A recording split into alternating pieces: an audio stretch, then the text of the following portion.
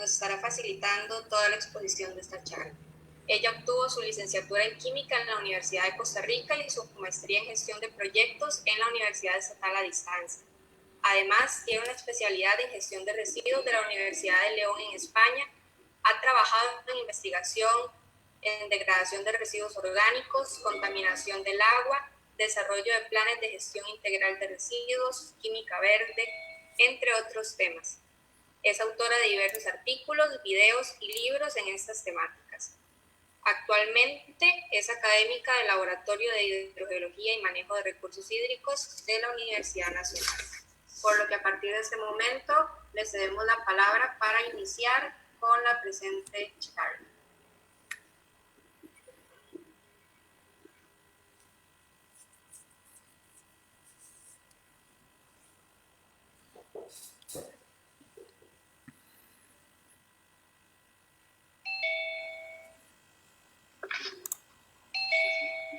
Muy buenas tardes, un placer estar acá con ustedes. Tal y como lo mencionó Donia, trabajo en la Universidad Nacional y estaremos compartiendo un poco con ustedes sobre esta temática. Le puse a esta charla gestión de residuos más que una obligación legal, una obligación moral, principalmente porque a veces desconocemos que tenemos esa obligación legal en la gestión de residuos. Entonces vamos a trabajar hoy un poco esa parte y luego aterrizar o caer exactamente en por qué también es una obligación moral. Empezando por el principio, diríamos, nosotros, vamos a ver, quería pasar la diapositiva, mis disculpas. En la pantalla tienen ustedes una figura imaginaria que se llama un triángulo de Penrose. Triángulo de Penrose, como ustedes ven la bolita girando, es imaginaria, puesto que es imposible que esa bola pueda estar subiendo y luego estar como abajo, y eso lo hace una figura imaginaria. Sin embargo, en Australia tenemos esa figura imaginaria y acá ven ustedes quizá la calidad no es muy buena, pero sin embargo lo que quisiera que observen es cómo esa figura imaginaria podemos verla en la realidad. ¿Por qué podemos verla en la realidad? Tal y como ustedes están ahora observando, por una ilusión óptica.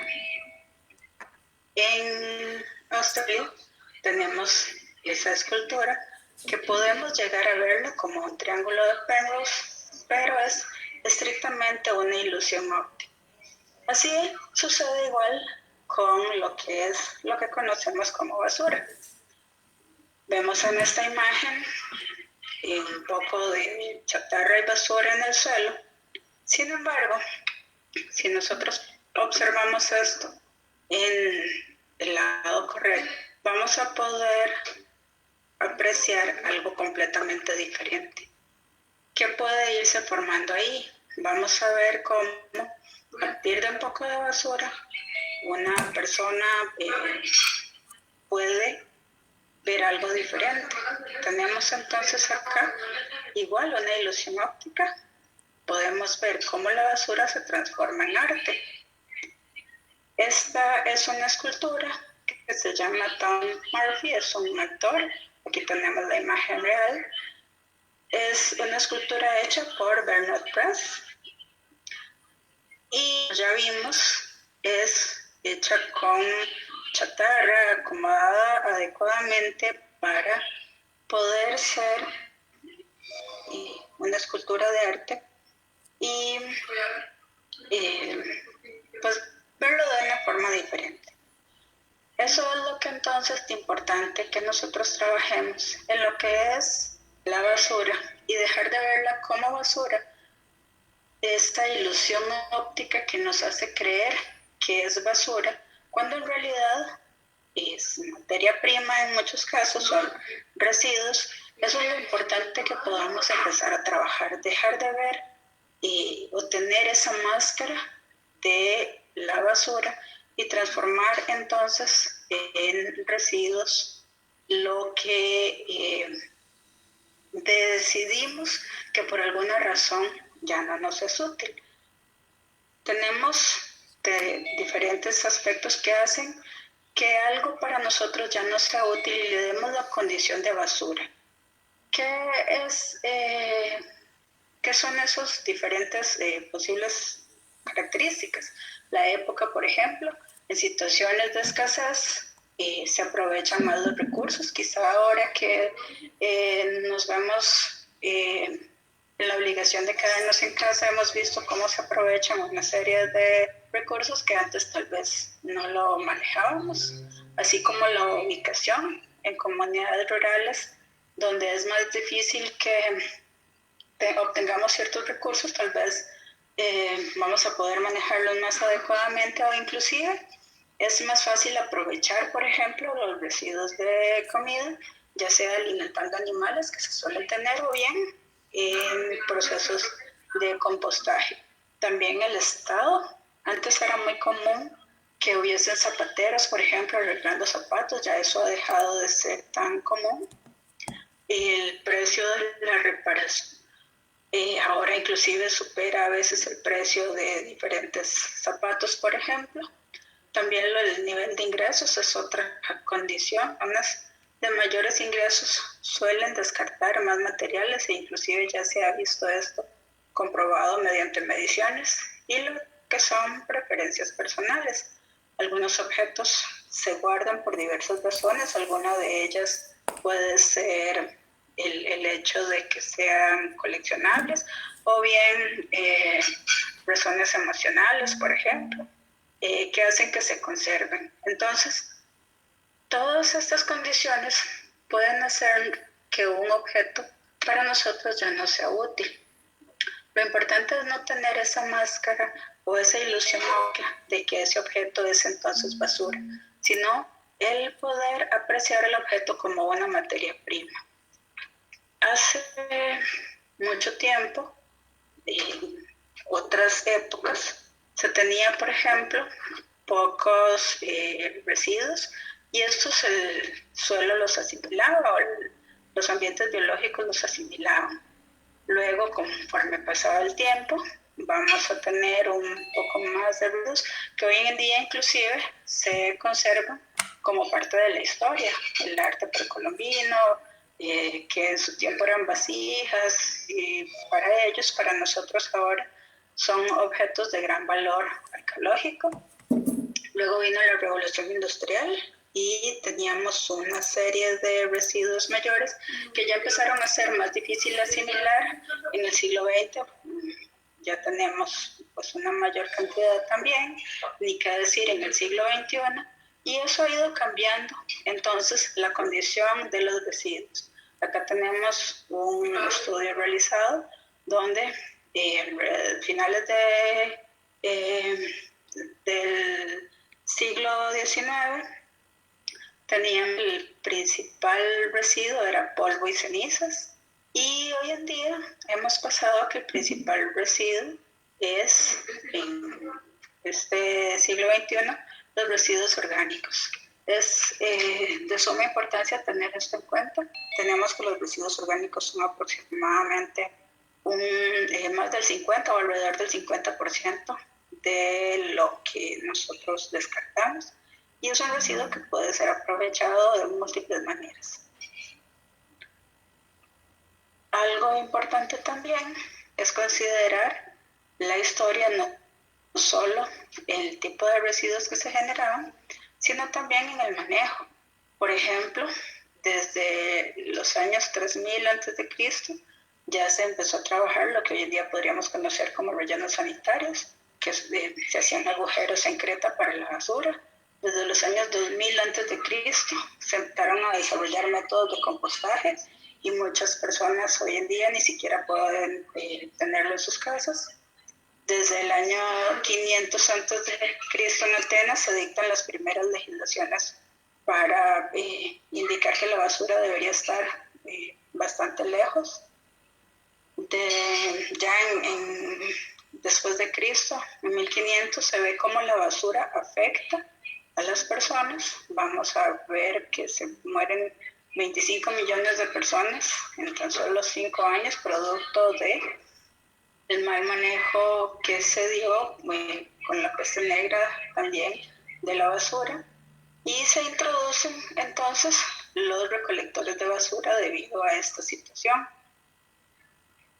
Desde ya también hace bastantes años podemos ver legislaciones. Por ejemplo, el Parlamento inglés en 1388 prohíbe botar basura en lugares públicos. Tenemos, pasemos al último caso, ya desde 1690 se empezó a reciclar material para poder hacer papel, por ejemplo. Entonces, la historia nos dice que tenemos las capacidades desde hace ya bastante tiempo. Sin embargo, todavía no lo hemos logrado. ¿Qué pasa con la legislación nacional? Por ejemplo, Costa Rica tiene una ley para gestión de residuos, que es la ley número 8839, tiene un reglamento a la ley y tiene un plan para la gestión de residuos. Tiene otra serie de legislaciones ya un poco más específicas. Sin embargo, pues traigo con esto precisamente para recordarnos que tenemos una obligación legal en la gestión de residuos. Esa obligación legal nace el 13 de julio del 2010 con la publicación de la ley 8839, que nos dice que, por ejemplo, nos dice que la ley regula la gestión integral de residuos y el uso eficiente de los recursos. El artículo 3 nos dice que es obligatoria para todas las personas físicas o jurídicas, lo cual evidentemente a nosotros como personas físicas nos incluye, y somos personas generadoras de residuos de toda clase. Entonces, veamos que tenemos una obligación legal para la gestión de residuos. Esto es, insisto, de suma importancia, puesto que cada vez que nosotros no manejamos adecuadamente nuestros residuos, estamos cayendo en un incumplimiento de la legislación. Recordemos que el incumplimiento de la legislación o el desconocimiento de la ley no exime a la persona de no cumplirlo. Tenemos que saber entonces que existe esta ley, e inclusive esta ley tipifica como delito alguna gestión inadecuada de residuos, y es importante que nosotros podamos conocer que esto existe. La ley además habla de una jerarquización de residuos. Entonces nos indica que debe haber un orden para manejarlos. Lo principal o lo que está a la cabeza es evitar los residuos. Después de esto vamos a reducirlos. El tercer punto sería reutilizarlos. Y hasta el cuarto punto es donde entra lo que conocemos como reciclaje, que sería ya la valorización de residuos. Entonces veamos que hay un gran camino antes del reciclaje, que sería entonces el evitar el residuo, el reducirlo, el reutilizarlo, y hasta ese momento llegamos a valorizar. Luego se debe hacer un tratamiento de los residuos, y por último lo que es disponerlos, que eso es entonces lo que hacemos cuando sacamos la basura. Ahí sí le voy a llamar basura, para poder tomar en cuenta que es lo que recoge el camión recolector, y vamos a poder manejarlo entonces de esa forma. Y veamos que es lo último que tenemos que trabajar en lo que es la gestión de residuos. Aparte de ello, hay una serie de principios que es importante reflexionar que trae esta ley. Uno de los principios es la responsabilidad compartida, donde nos indica que tenemos como ciudadanos también contribuir a esta gestión integral. Entonces, no podemos achacar a la municipalidad estrictamente el manejo integral de los residuos, sino que si vemos acá tenemos como consumidores una responsabilidad en la gestión integral de residuos. También lo tienen los productores, importadores y demás. Sin embargo, como consumidores estamos obligados a tener esta gestión integral de residuos. Y un principio muy importante tomar en cuenta es lo que es la prevención en la fuente. ¿Qué significa esto? Vamos a tener una también responsabilidad en no generar los residuos. Entonces, que esto viene también ligado con lo que mencionamos hace un momento, que lo principal que se debe hacer es evitar los residuos. Entre otros, los demás principios, tenemos también el deber de informar como parte de lo que tenemos que hacer como consumidores, es recibir información, pero también informar sobre posibles situaciones que se estén dando y participar de forma activa. Aquí viene la participación ciudadana, participar de forma activa en la gestión de residuos. En Costa Rica, la generación de residuos, actualmente se ha dicho que es de 0,63 kilogramos por persona por día. Haciendo un poquito de matemática, una persona, si vamos a decir que pesa en promedio 60 kilogramos, alrededor de 230 sería lo que tiraría por año. El peso de la persona es indistinto. ¿Por qué lo estamos poniendo acá? Para comparar entonces que una persona como la de la figura estaría, por ejemplo, por año tirando más o menos esa cantidad de basura.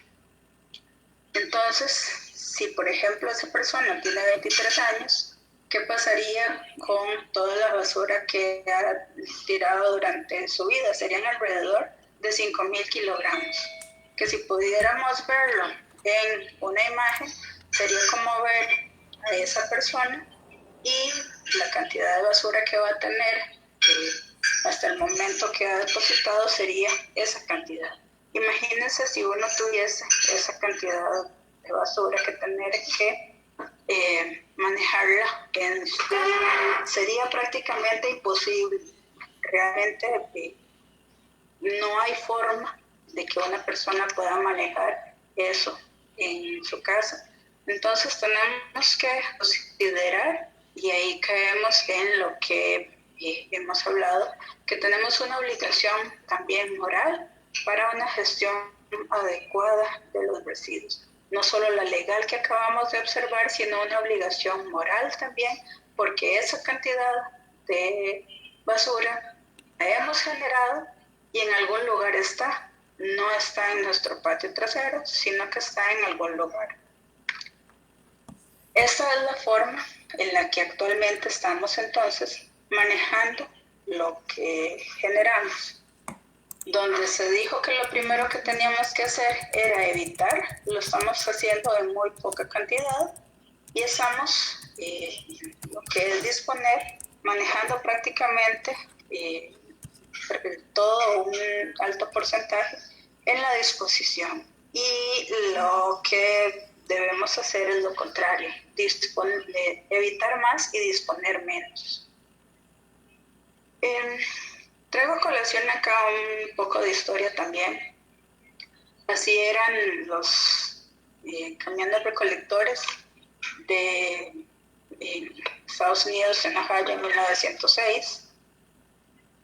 Así eran los, déjenme un segundo que no pasa la diapositiva, los camiones recolectores en 1913, un poco más grandes porque había mayor población, 1947, 1986, ya un poco más grande, y ahí van aumentando los tamaños, es el del 2009.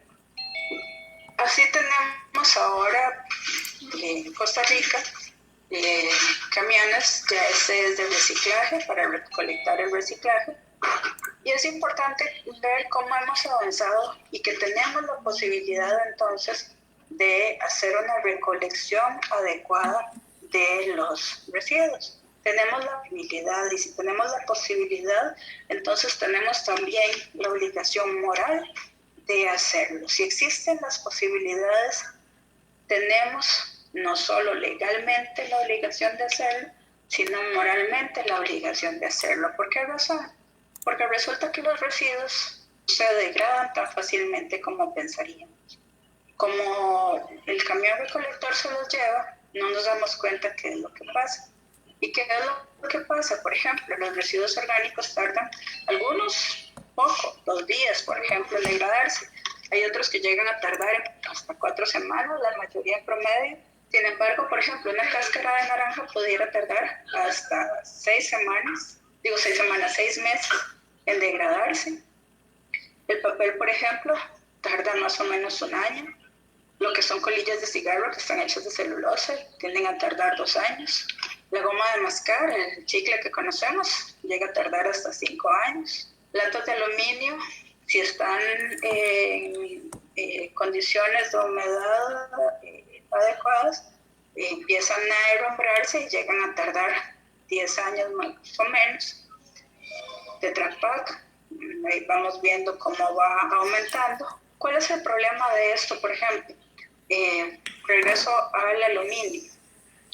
Existen en la actualidad una serie de minerales que se habla están en peligro de extinción. ¿Por qué se habla de eso? Porque se están consumiendo tan exageradamente que va a llegar el momento donde ya no los vamos a tener disponibles. Por ejemplo, eso sucede en lo que son las baterías que vemos por acá. Las pilas o baterías pueden tardar en degradarse de 5.000 hasta 10.000 años. Y si no los disponemos adecuadamente, si no los llevamos a un tratamiento, vamos a vernos imposibilitados de tener ese material para poder trabajarlo para futuras baterías, por ejemplo, que las vamos a estar necesitando.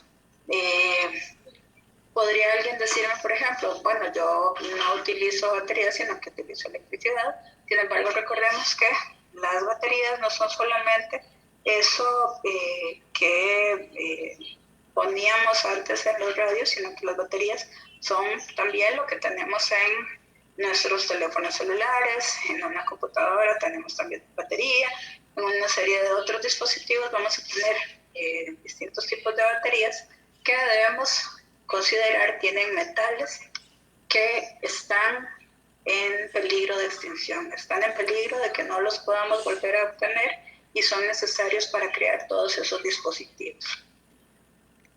Pasemos ahora a considerar qué pasa cuando la basura llega a un relleno sanitario. Un relleno sanitario adecuadamente manejado tiene primero una colocación de una geomembrana, que es un plástico de alrededor de 2 milímetros que impermeabiliza el suelo y no permite que la basura se traspase entonces a mantos acuíferos o demás. Aquí tenemos una fotografía de un proceso que realizó una compañía acá en Costa Rica. Luego de ello se coloca tuberías. Si ven, esta tubería tiene una serie de perforaciones. Esto es para que los lixiviados que va soltando la basura sean conducidos a plantas de tratamiento. Y también tiene distintas tuberías que van a ir subiendo, igual con perforaciones. Esto para que los gases, el metano que se genera, también vaya saliendo. Un relleno sanitario entonces nos va a manejar adecuadamente la basura, pero seguimos desperdiciando ese recurso. Seguimos con la máscara de que es basura, la ilusión óptica, y no lo vemos entonces como materia prima. Les recuerdo que las baterías, insisto, están en peligro de extinción, o los metales. Entonces es importante considerar que si va al relleno sanitario va a quedar ahí encapsulado y no vamos a tener la posibilidad de utilizarlo para futuras baterías. Entonces, recalcamos otra vez, la pirámide de la gestión integral se dice que debería ser una pirámide invertida, donde lo principal que vayamos a trabajar es evitar. Entonces, por ejemplo, vamos a utilizar un teléfono celular hasta que ya sea necesario cambiarlo, no cambiarlo porque hay otro modelo mejor, sino utilizarlo hasta que ya sea necesario. Pero una vez que sea necesario cambiarlo, entonces lo vamos a disponer adecuadamente para que todos esos metales puedan ser utilizados. Vamos a consumir materiales que tengan la menor cantidad de envoltorios posibles, por ejemplo, para que tengan menor producción de residuos. Tratar de manejar que el residuo que generemos sea manejado, digamos, o envuelto en la mayor cantidad de materiales, pero también a la hora de nosotros llevarlo a nuestras casas, obtener o trabajar la menor cantidad de envoltorios. Ahora se trabajan, por ejemplo, bolsas de tela.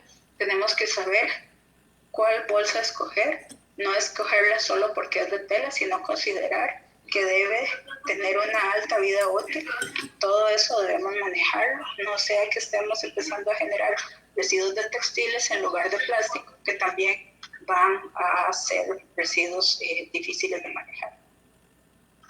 Muchos de esos materiales, dijimos, se pueden reciclar. El reciclado del vidrio implica, lo primero, que seamos consumidores responsables y lo dispongamos adecuadamente, la recolección y llevarlo a la fábrica de envases. Costa Rica tiene todavía parte de su proceso en Vicesa, en Cartago, que hace la recolección o el reciclaje también, recolección y la transformación de los envases a nuevos envases. Es importante que esa recolección consideremos que debe ser manejada adecuadamente por color. ¿Por qué por color? Porque resulta que la coloración que tiene el vidrio se debe a diferentes elementos químicos que son utilizados para darle características al vidrio importantes, que no permitan que entre cierta luz que nos pueda afectar lo que vaya a estar conteniendo. Vemos que los frascos ámbar que conocemos, por ejemplo, van a tener dentro del vidrio hierro y azufre, y eso no permite que entren radiaciones que nos puedan afectar muchos de los medicamentos. Por eso es que estos vienen en frascos ámbar. El vidrio transparente no tiene ninguno de estos metales, entonces es importante manejarlos adecuadamente porque porque echemos a perder el vidrio transparente, digamos lo que sí, pero hasta cierto punto lo más importante es que el vidrio ámbar, por ejemplo, o el vidrio azul que tiene cobalto, es importante que se mantenga íntegro para lo que sea que vaya a contener. Entonces, las botellas ámbar necesitan no contaminarse con vidrio transparente para que puedan ser siempre utilizadas para lo que se requiere, que no atraviese la radiación, por lo cual se busca que sea ámbar. Tenemos también el reciclaje de papel. Es muy interesante que muchas veces se nos habla de que el papel no debe estar húmedo para ser reciclado. Es importante conocer el proceso. Entonces, el papel no debe estar húmedo para ser reciclado, principalmente porque las personas que trabajan esto deben transportarlo, llevarlo, etcétera, etcétera, y lo pagan a los distintos centros de recuperación. El pago se hace en base a peso. Entonces, si una persona paga en base a peso, el papel no debe estar mojado principalmente para no pagar agua y pagar solo papel. Sin embargo, dentro del proceso de reciclaje de papel, lo primero que se hace es humedecerlo para luego poder volver a formar los rollos de papel. Entonces, si nosotros no esperamos un pago a cambio, si nosotros llevamos el papel directamente a la recicladora, que tenemos recicladora en Costa Rica estrictamente de cartón, entonces si lo llevamos a la recicladora de cartón, el papel debe ser transportado a otros lugares porque ya no tenemos las recicladoras acá directamente.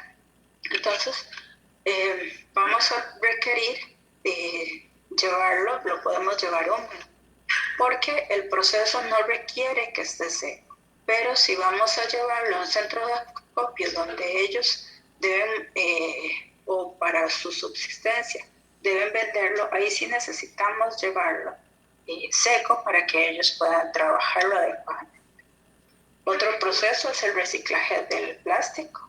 Tenemos también acá importante considerar el tipo de plástico, ya que el tipo de plástico debe reciclarse indistintamente uno con otro. Entonces, si tenemos el plástico el que se le denomina el número 1, que es el polietileno tereftalato, que es principalmente el que vemos en botellas de refrescos, este plástico tiene una estructura química completamente diferente del polietileno de alta densidad, por ejemplo, que es el plástico número 2, del policloruro de vinilo, que es el PVC, que es el plástico número 3. Entonces, todos ellos químicamente son diferentes. Por ello, deben reciclarse entonces también por separado. De ahí la importancia siempre de hacer una separación adecuada. Es una obligación moral nuestra el hacer la separación adecuada para poder facilitar a las empresas que se dedican a recuperar estos recursos que luego a nosotros nos importa poder tenerlos para poder tener un alargamiento de la vida útil del planeta bastante amplio. Entonces debemos adecuadamente también ir manejando estos residuos. El aluminio es otro elemento o otro material que podemos reciclar, lo que son las latas. Va a tener un proceso en el cual el aluminio se corta, luego se funde para luego volver a formar la lata de aluminio. Entonces, de ahí la importancia de la recolección selectiva. Veamos que algo muy importante, y reitero, el proceso de recolección selectiva es de suma importancia. Y nosotros tenemos, y recalco otra vez, la obligación moral de hacerlo y la obligación legal de hacerlo. Legalmente estamos dentro de los consumidores, estamos dentro de los generadores de residuos y legalmente entonces la 8839 nos indica que debemos hacer la separación en la fuente. ¿Por qué? Entonces, ¿a dónde va la basura? Ese es importante reconocerlo. Entonces, esta caricatura nos dice que la basura va al basurero. ¿Qué pasa entonces después de ir al basurero? Después de ir al basurero se lleva, en una buena teoría, va a ir al relleno sanitario. Sin embargo, nosotros no sabemos qué pasa luego de que se va. Y tenemos la esperanza de que vaya al relleno sanitario. Sin embargo, todavía existen lugares como esos que les estoy mostrando. Estos no son fotos recientes. Sin embargo, existen lugares como este. Esto es en Alajuela, un botadero clandestino muy cerca del río. Entonces veamos lo que puede suceder, la contaminación que estamos generando cuando no nos damos cuenta de lo que pasa luego de que nuestros residuos salen de nuestras casas. Entonces aquí es donde viene nuestra obligación moral, de que no sucedan estas cosas. Esto era un relleno sanitario inadecuadamente manejado en San Ramón. Esto ya está cerrado por dicha, pero vean ustedes cómo nosotros insisto, no nos damos cuenta de lo que pasa una vez que sacamos la bolsa de basura. Y esto puede ser lo que pase. Si nosotros estamos obligados legalmente a evitar, a reducir y a valorizar, a manejar adecuadamente, la cantidad que llega a estos lugares va a ser mucho menor y no existirán entonces estas problemáticas. Esto también es otra fotografía en la zona de Los Santos. Vean ustedes que hay una serie de bolsas plásticas que pudieran haber sido evitadas, hay una serie de materiales y botellas plásticas que pudieran haber sido recicladas, hay residuos orgánicos que pudieran haber sido dispuestos adecuadamente. E insisto, nuestra obligación moral es que esto no suceda. No podemos sencillamente decir, saco la bolsa y ya después no me doy cuenta de lo que pasa. Es mi obligación moral y es mi obligación legal que esto no suceda. Y esto es a como era, ya debo decir que esto tampoco existe. Sin embargo, así se veía un lugar de disposición en Atenas, donde no solo había lo que se conoce como fauna nociva o bien zopilotes, sino que también había quemo. Esta fotografía es tomada sobre la carretera, fue tomada por mi persona estando sobre la carretera, como ustedes ven. Entonces la basura estaba a la par de la carretera y todo esto moralmente nosotros no debemos permitirlo. Tenemos también la obligación legal, como ya vimos en los principios anteriormente, de no permitir. Tenemos la obligación legal de indicar que estas cosas están sucediendo. Tenemos la obligación legal de denunciar y tenemos la obligación legal de gestionar adecuadamente nuestros residuos para que esto no suceda. Tenemos la obligación moral de gestionar adecuadamente nuestros residuos para que esto no suceda.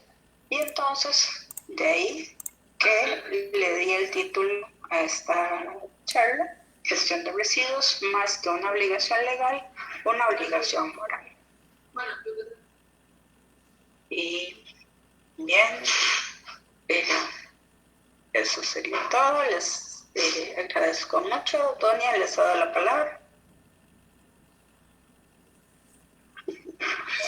Nuevamente, muchas gracias a la profesora Máster Ligia por su anuencia y compromiso, y a todos ustedes por reservar en sus agendas este espacio y participar.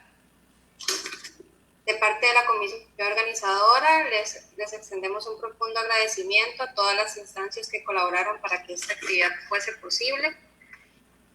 Habilitamos el espacio de preguntas para realizarle a la máster Ligia Dina Solís en caso de que tengan algunas consultas. Vamos a ir seleccionando algunas de las preguntas que han dejado en el chat. Vamos a ver.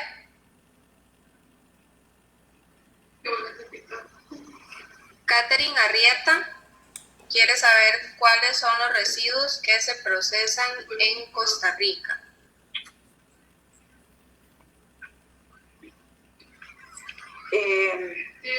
¿Respondo de nuevo? Sí. A ver, ok, gracias. En Costa Rica tenemos diversos residuos. El plástico, por ejemplo, se maneja para generar los sustitutos de la madera en distintas empresas. También se trabaja el plástico preconsumo. Antes de llegar al consumidor, insisto, para volver a hacer plástico, las formas que salgan defectuosas, digamos, se trabajan para volver a hacer plástico. El plástico post-consumo se recupera, se muele y se envía a otros lugares, principalmente México y China, para poder gestionarlo o darle nueva vida útil al plástico. El vidrio, por ejemplo, de alimentos se recupera y se procesa para hacer nuevas botellas. Las ámbar se separan y si esto, como les mencioné, para hacer botellas ámbar y las transparentes por aparte. También se recuperan los vidrios de botellas, por ejemplo, de perfume, para hacer agregados para asfalto. Se muele. No sé si han tenido la oportunidad de ver que a veces el asfalto tiene como partecitas brillantes. Esto se debe a que el vidrio de este tipo de envases de perfumes, por ejemplo, se utiliza para ello. También hay empresas que recuperan los metales directamente en Costa Rica. Hay una empresa en la zona de Sarapiquí que recupera y forma lingotes de plomo y los vende. Tenemos una empresa en Cartago que también recupera el plomo de las baterías y vende los lingotes de plomo. El cartón se procesa en la empresa Empaque Santana para volver a formar cartón. Entre los que puedo tener en la memoria ahorita así rápidamente. Donia.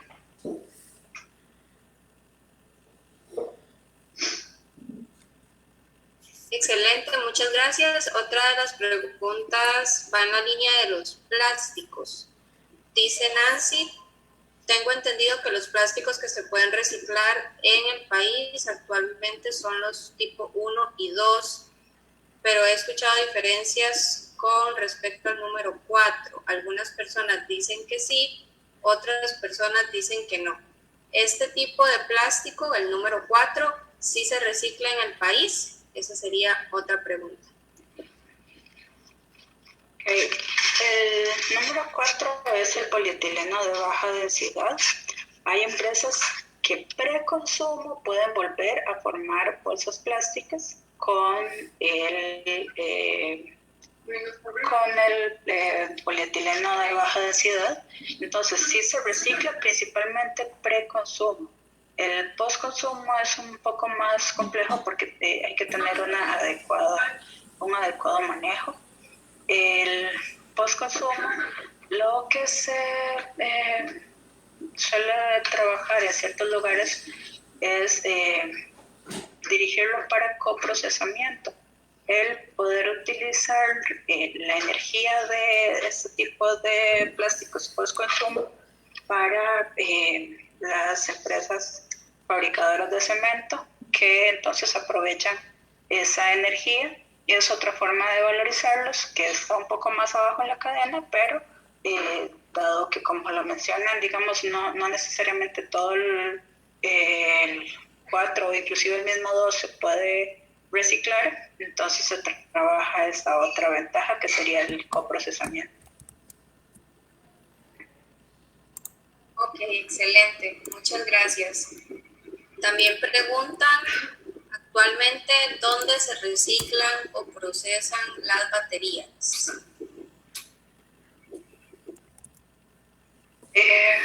La empresa Panasonic las recibe para transportarlas, no se trabajan directamente en el país. Y las baterías que les mencioné de la empresa que indicaba son baterías, pero de carro. Las pilas corrientes que uno, las AAA, AA, digamos, que uno conoce, sí se recolectan, la empresa Panasonic recolecta, pero las de su marca, y es para llevarlas principalmente a China, si no me equivoco, para su manejo adecuado.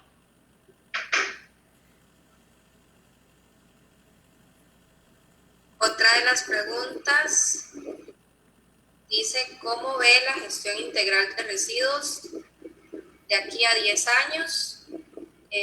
Retos y oportunidades. Ok, eso está compleja. Cada vez estamos teniendo mayor concientización y lo principal es que estamos teniendo mayores oportunidades de hacer la gestión adecuada. El reto principal siempre será la educación y la concientización social. Si este reto se supera, vamos a tener entonces ahí pues una amplia gama de oportunidades, principalmente porque somos una sociedad bastante educada y la gestión adecuada de residuos permite o posibilita la generación de una serie de microempresas. Existía una fábrica de persianas en la zona de, o alrededor de la zona de Turrialba, que trabajaba el plástico de los empaquecitos de galletas para formar estas persianas. La empresa no pudo prosperar por la falta de materia prima. Entonces, vean qué oportunidades hay. Tenemos a la empresa que les mencionaba que elabora sustitutos de la madera, se llama Producol, a partir de distintos productos plásticos, no solo empaques, no solo botellas, sino distintos productos. Entonces, este material que ellos generan es también, o tiene también posibilidad de exportación. Entonces, hay una gama de oportunidades en la gestión adecuada y en una posible o eventual culturalización o una disposición adecuada, tendríamos una materia prima, una cantidad de materia prima importante. Sin embargo, si llegase a faltar también, tenemos la posibilidad, debido a las fronteras económicas, que sé que ahorita, digamos, estamos en otra situación, pero a la poca frontera económica o digamos, a la apertura comercial que hay, de poder importar inclusive esa materia prima y si estos son residuos, para poder tener entonces dentro de nuestro país una serie de empresas que pueden generar productos a partir no solo de nuestros residuos, sino porque no de distintos lugares de Centroamérica. Ya existen personas, les reitero, que están recuperando el plomo de no solo las baterías, sino que también hay personas que están recuperando aluminio y haciendo una especie de lingotes de aluminio, que es un poco más fácil. Tenemos digamos que ya se estaba dentro de las instituciones públicas. Hace un tiempo esta información que les voy a dar, desconozco, no está actualizada. Sin embargo, el Instituto Costarricense de Electricidad está empezando a generar su propia maquinaria para poder fundir el acero y recuperarlo, para volver a generar materiales de los que ellos requieren. Entonces, la institucionalidad está, la concientización está en desarrollo, insisto, es un reto, la educación también está en desarrollo, es un reto, y las oportunidades de negocio son múltiples, y con ello viene el reto de la legislación adecuada y la ruta económica también adecuada para manejar esto.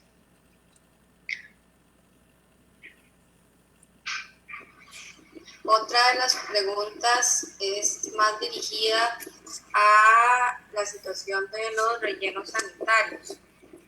Pregunta Alejandro Hernández que si conoce sobre algún nuevo relleno sanitario que quieran pues, realizar en el país, además de los ya existentes, y que cuando los que se encuentran actualmente en funcionamiento de los principales, si usted tiene algún conocimiento de cuándo sería su cierre técnico.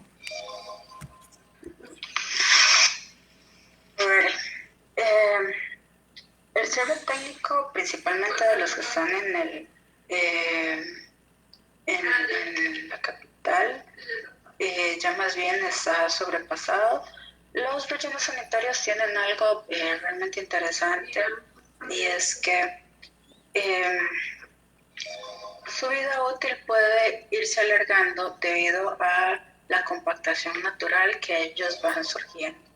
Entonces, el cierre técnico puede estar programado, digamos que por ejemplo, el de la Carpio, el cierre técnico estaba programado para, creo que habrá unos 5 años, algo así. Sin embargo, la compactación natural permite que haya espacio para trabajarlo adecuadamente y ampliar, digamos, la vida útil. El de Cerri también creo que tendrá como unos 5 años de vida útil, pero insisto, por la compactación natural es un poco, o tiene la posibilidad de tener alargar su vida útil. El que está allá en Esparza tiene creo que como unos 15 años todavía de vida útil, no recuerdo muy bien. La parte que tienen actualmente viabilidad técnica. Sin embargo, al tener bastante terreno, pueden empezar a gestionar viabilidad técnica para otras zonas. Y respecto de los posibles nuevos rellenos que se estén manejando, ese es el secreto mejor guardado, debido a la natural, reticencia a que se generen rellenos sanitarios. Las empresas no comentan a dónde están planeando, e inclusive compran fincas y a veces no están bajo el nombre de la empresa, precisamente para que no se filtren las posibilidades.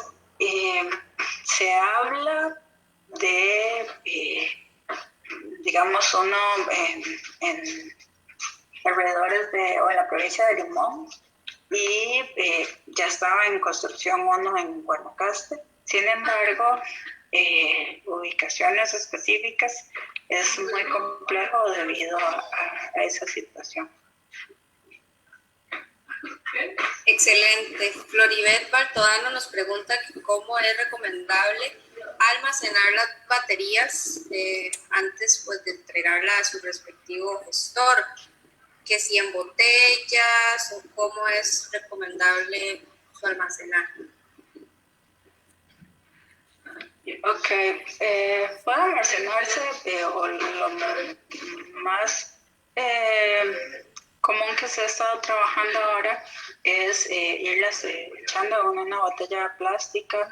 No hay alguna particularidad por la cual esto se haga así.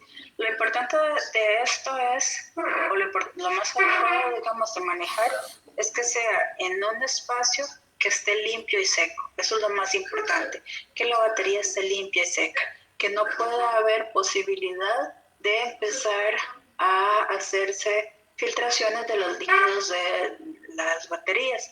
Entonces, si usted se puede garantizar que dentro de una botella van a estar limpias y secas, pues está bien. Si no, en una bolsa plástica inclusive, o en una caja, algo un poco más abierto siempre será mejor para garantizar el movimiento de aire y que vayan a estar, insisto, siempre limpias y secas. El secreto está en eso, que esté limpia y seca. Para ir finalizando, vamos con 2 preguntas más. Nancy pregunta cuál es su opinión con respecto al tema de los ecobloques, que es pues una práctica muy actual. Ok. Bueno, mi opinión, ahí les voy a quedar un poco mal tal vez, no es un poco favorable debido a que, si bien es cierto estamos hablando de una reutilización que está bastante arriba en la pirámide de la gestión integral, es, a ver, un posible o una potencial fuente de problemáticas debido a la forma en que se están generando. Entonces, si usted se puede garantizar que el material que está dentro del ecobloque está limpio y seco, que no vaya a ser una potencial fuente de problemáticas de enfermedades, que no vaya a haber una gran cantidad de humedad, que no vaya a haber posibilidad de bacterias. Entonces, está bien, alarga la vida útil del material, pero también usted debe garantizar que una vez que ese material ya cumple su siguiente vida útil, vaya a estar en capacidad de reciclarse, que el plástico que se está utilizando para ello pueda, después de cumplir esta siguiente o este nuevo ciclo en esta formación del bloque, pueda a su vez ser reciclado.